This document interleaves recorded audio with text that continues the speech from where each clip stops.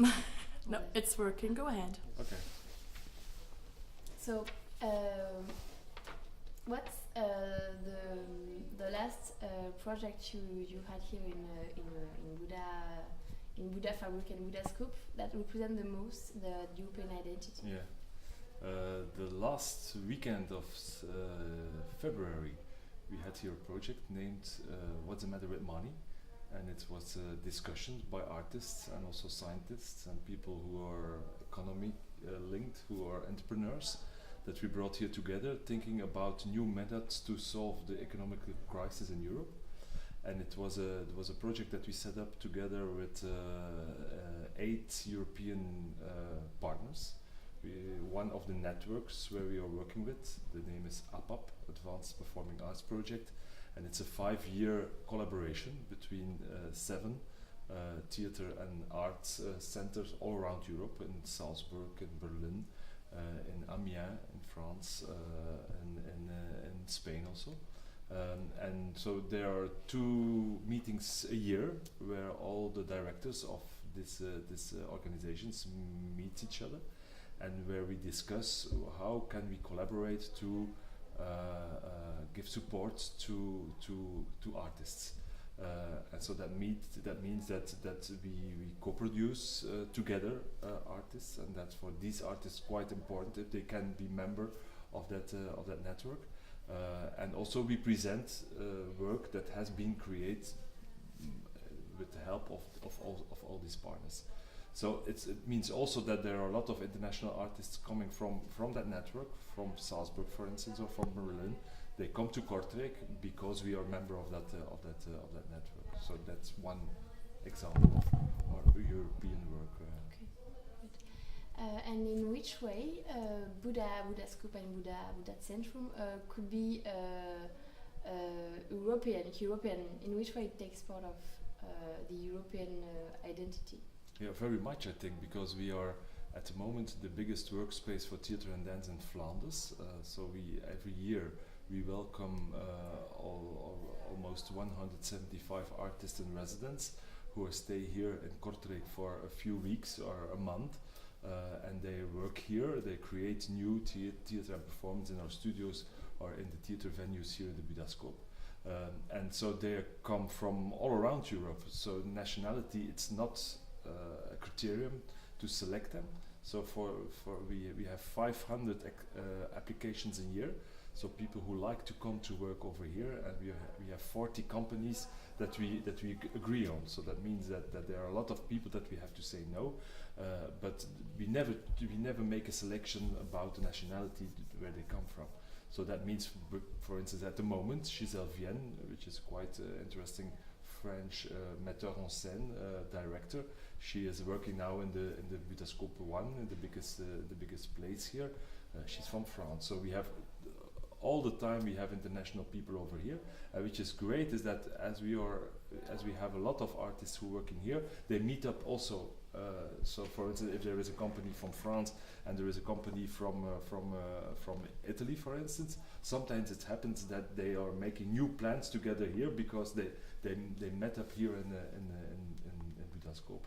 So I think Buda is very European. It's a lot of international people are working here. And what do you provide them? What do they do exactly? What kind of creativity they use, or what kind of? Yeah, these are theater makers or choreographers. So that means that they come here, and what do they get from us? They get space. So we have 5 studios in the Buda Tower, and we have 2 theater venues here in the Buda Scope. So that means that they can use these places. We have a technical staff, and they can work with them. So they help them to create light, sound, video, and to integrate that in their performance.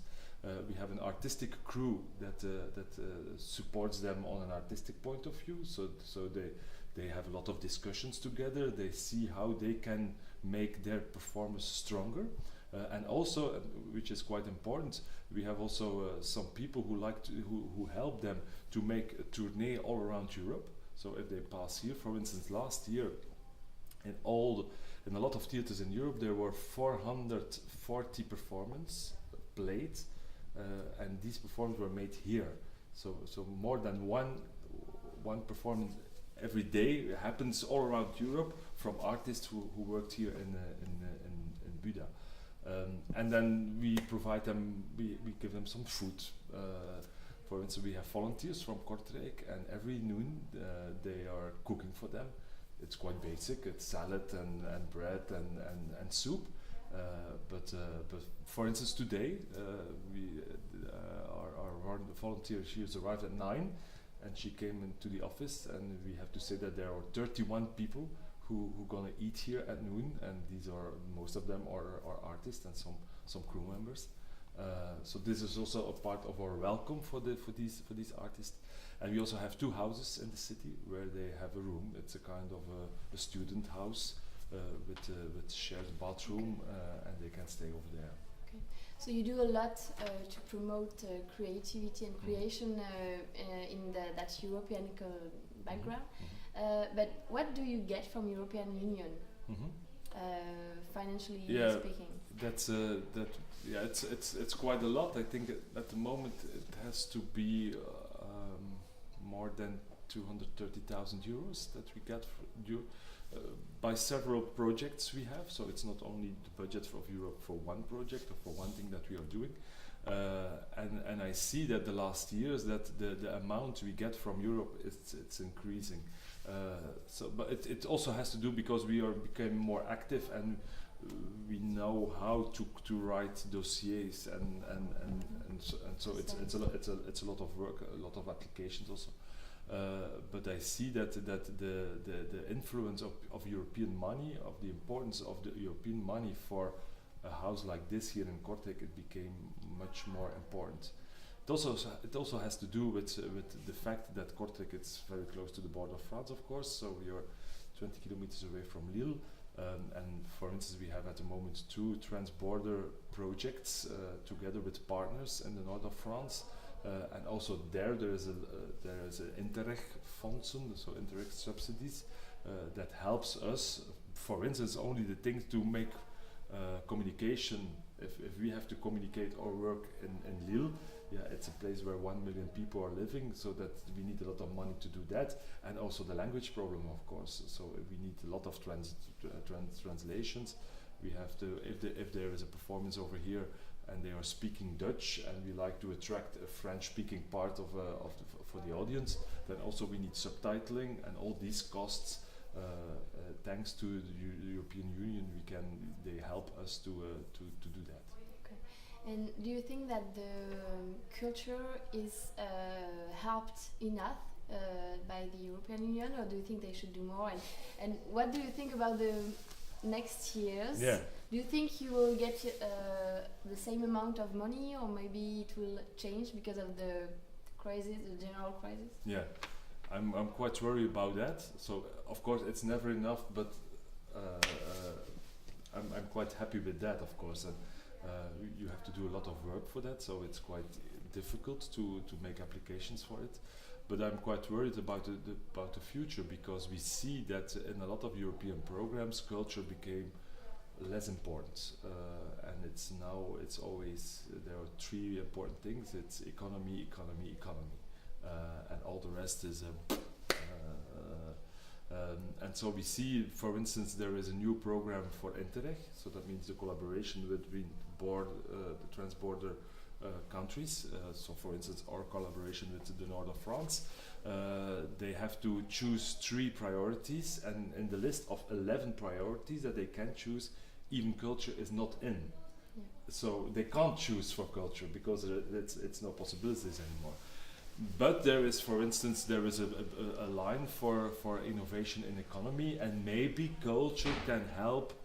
So that means that you can't. It will be finished to apply for a pure culture project.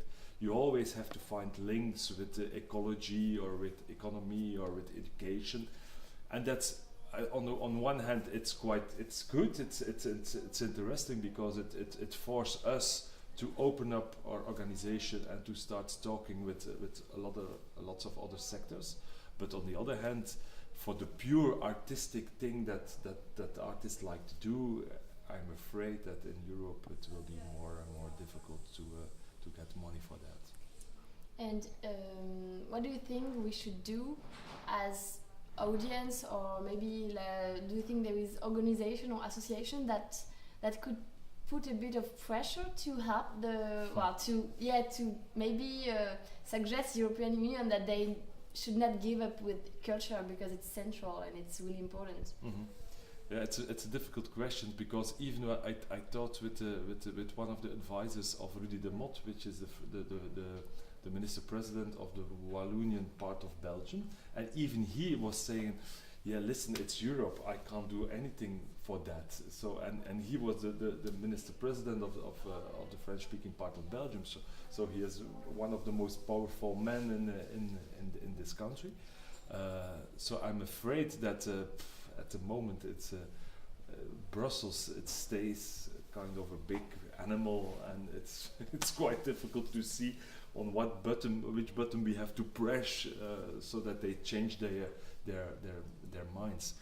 I don't know. There are a lot of collaboration, a lot of networks with cultural partners, and we try to convince politicians to think more open, because also you see that even also for economy, culture is very important. We see that the future of a lot of small economies will be creativity, and where do we can have this creativity? It's by the work of artists and the integration of artists and entrepreneurs that can help also Europe on an economic way. But I'm convinced of that. I hope also you're convinced of that. But it's very difficult to give pressure to Europe. And at the moment we are not quite good organized as culture field, and not even with the audience. So it's difficult to do this message to a regular audience that come to Buda. They couldn't care less, and I can't believe they come just here to see some performance or to see some movies, and they are not thinking, what's the role of Europe in that. And maybe to finish, I don't know if you have ideas of questions. Maybe the next program or the next project you work on that will happen in a few months, or linked with that could really represent as well this European identity of Buda. It will be in beginning of October. We have another Buda Vista, where we present I think 10 performers, 10 artists, also from all around Europe, who will, and they worked here during the last 2 years, and now we bring them together and we will present that to an audience. So the name is Buda Vista, and the baseline is meet artists from Europe. So it will be really European. Okay, another nice meeting. Yeah. Okay. Good, thank you. Thank you very much. Thank you very much.